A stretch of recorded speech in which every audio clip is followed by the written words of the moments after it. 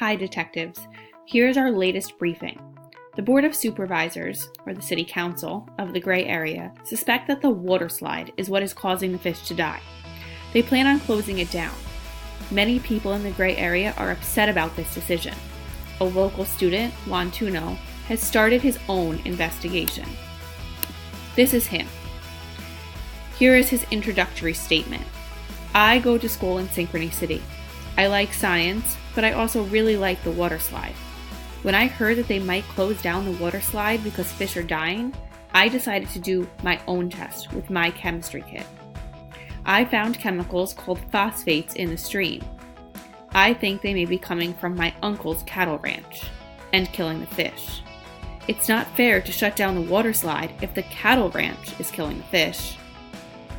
However, his uncle has a different opinion. Here is our first suspect, Don Juan Tuno.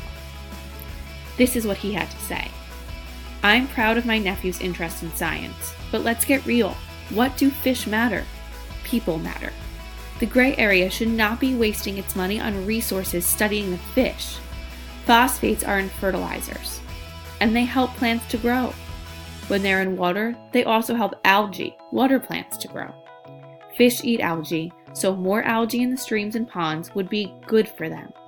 Tell the fishermen to cut back on the fishing to stop the problem, if there even is a problem. So as of right now, Don Juan has persuaded the Gray Area Board of Supervisors not to shut down the water slide. Yet. But the board has specified that they need to make a decision about the water slide in 1 month. What do you think? Discuss and record your comments and observations with your group. Make sure to write everything down so that we can continue to look back at our information as our investigation continues.